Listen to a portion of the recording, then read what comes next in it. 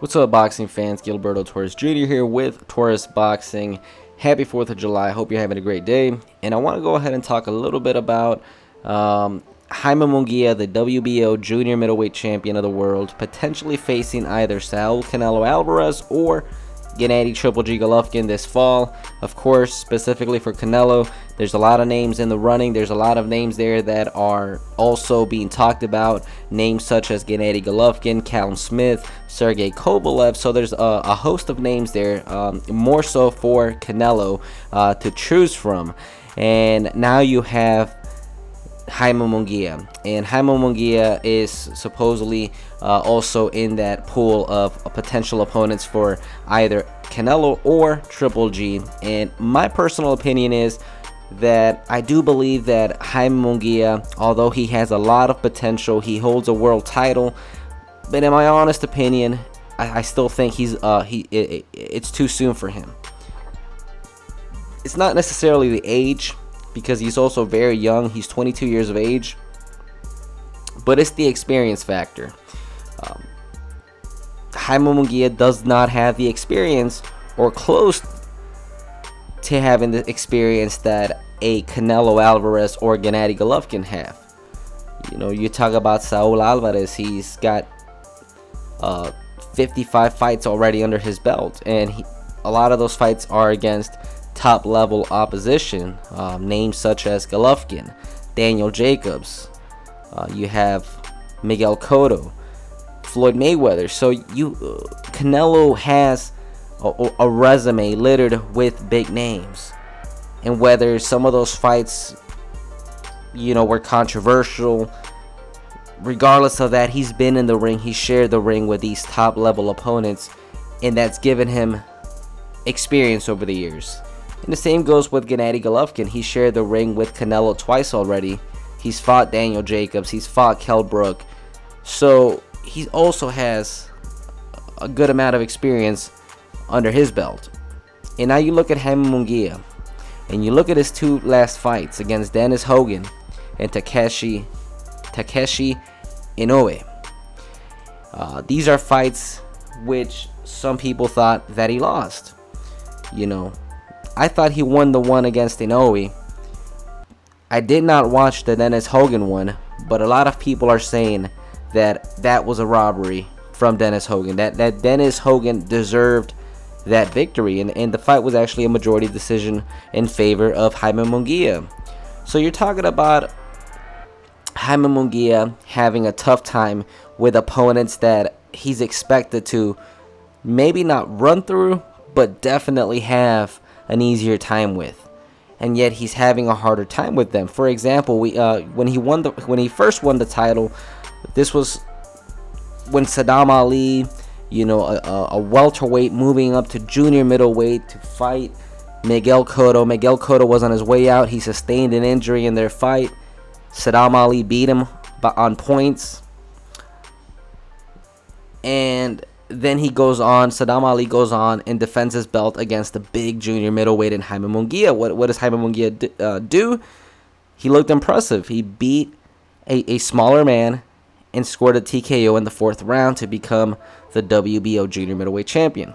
After that, he has his first title defense against Liam Smith. Now, Liam Smith is a good boxer, and we saw it. He was not able to take him out.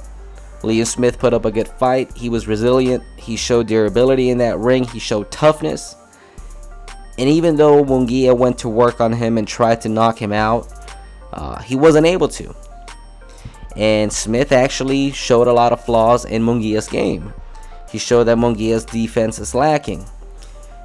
And so that was where I first started getting a glimpse at Jaime Munguia and noticing that he's still kind of green right now. And like I said, these are not a knock. These comments are not meant to be a knock on Jaime Munguia. I think he's got a lot of potential. I think he can be a great action fighter, and he's showing that he can be. But at the same time, he's been brought into the spotlight at a young age, and he's been hyped a lot, because of his style, because of his background. He's Mexican. and he was a name that was rumored to fight Gennady Golovkin at some point before the Nevada State Athletic Commission said no, he's too young, he's too inexperienced right now. So there's hype there surrounding Munguia, but in my opinion, it's a little bit premature because he hasn't really fought those big names yet. He hasn't really fought, I guess, back from adversity, and he's shown to still have a tough time against opponents he's meant to look good against. So now this brings us to the whole possibility of him either facing Alvarez or Golovkin in the fall.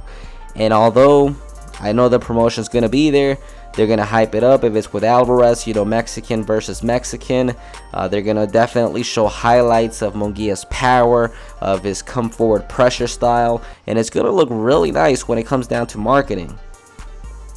And I'm going to be interested in it. But in all honesty, I still believe that Munguia is still green. I think he's still too young for this and too inexperienced right now to face either one of those names. I think maybe in 2 years' time at least, I think that he could definitely pose a bigger threat. But I do not want to disregard the possibility of him actually winning. Like I've said before, I'm never going to count out an underdog. I'm never going to go ahead and say, you know what, an underdog has zero chance of winning, because they do. And if you want further proof of that, you can look at Andy Ruiz last month when he defeated Anthony Joshua in a huge upset.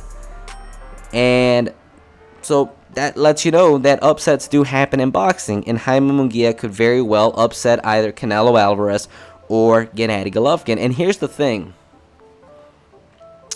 My opinion is that, yes, it's too soon for Jaime Munguia.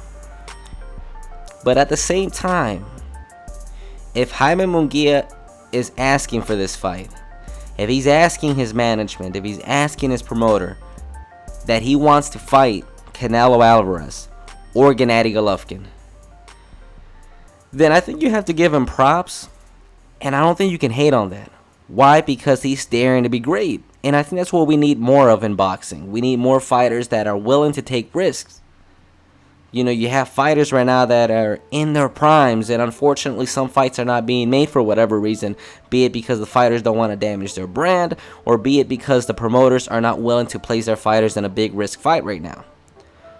So you have situations like this, and then you have people like Jaime Munguia who may want to fight right now and are believe in themselves that they can actually win, and they take a risk. And so if Jaime Munguia is personally asking for this fight, then I can't fault him. I can't hate on him. And I think that more power to him, because he's willing to take a risk. And like I said, once fight night comes around, you never know what's going to happen. He might be green, he might be inexperienced, but he does have power, and you can never count out an underdog. Something big can happen on fight night. So with that being said, as I mentioned throughout the video, I do think Jaime Munguia is still a bit too inexperienced for either Saul Canelo Alvarez or Gennady Triple G Golovkin, but he's a name now that's in the running to face either fighter in the fall. So we'll be on the lookout. We'll see what happens. Jaime Munguia is undefeated. He's a world champion. He's 22 years of age. He's got 33 victories, 26 of those by way of knockout. And of course, Saul Canelo Alvarez, he's 52, 1-2 with 35 knockouts. Gennady Golovkin, 39, 1-1 with 35 knockouts. So action-packed fights, whichever way it goes. Golovkin versus Munguia, Canelo versus Munguia. Either one of those fights would definitely be a fun watch. In my honest opinion, my personal desire is, when it comes down to these two top fighters at middleweight, is for them to fight each other again. That's what I hope. That's what I want. I want this rivalry to just go ahead and get it over with. That trilogy needs to happen. This rivalry needs a definitive end before they can move forward to other things. So hopefully, instead of a Munguia fighting either one of those next, hopefully those two names, Canelo and Golovkin, fight each other next, and then we can move on to future fights. So Let me know what you guys think, guys, in the comment section. Let me know, do you think Munguia has a good chance? Do you want to see Munguia face either Canelo or Golovkin next?